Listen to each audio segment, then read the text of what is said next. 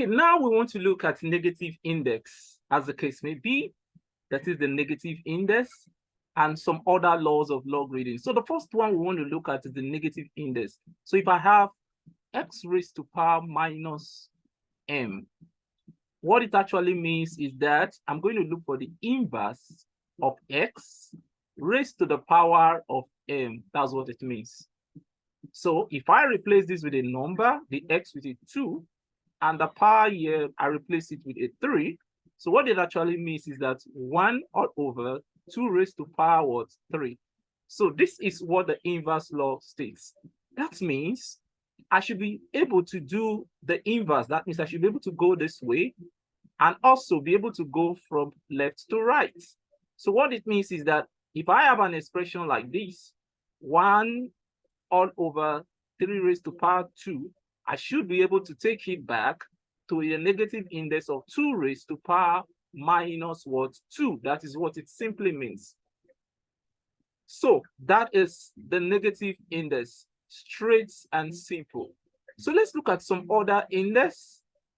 Now we have the index of 0. So if I write x raised to power 0 is equal to 1, right? X raised to power 0 is equal to 1. So it means that if I say 10 raised to power 0, I'm going to get 1. But it does not apply for 0 raised to power 0. It doesn't apply. It's not equal to 1.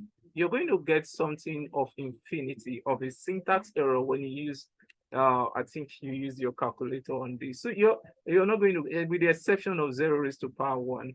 So all the numbers, s raised to power 1, 10 raised to power 0, definitely you're going to get 1, right? So we can look at, that's quite simple, straightforward. So we also have the power of an index. Let's, for example, I have 3 raised to power 2, and I have brackets 4. So that's the power of an index. So what do? It's actually the same thing as writing 3 raised to power what? You multiply these two numbers, becomes 2 times 4, which becomes 3 raised to power 8. So what if I have number like 5 raised to power 2, then raised to power 3? Get it? 5 is the base of 2, and 2 is the base of 3. So how do we treat this? So we take it from top to bottom. So what do I mean by top to bottom? Let's deal with the one at the top, which is 2 raised to power 3. What's the value of 2 raised to power 3? 2 times 2 times 2, that will give us 8.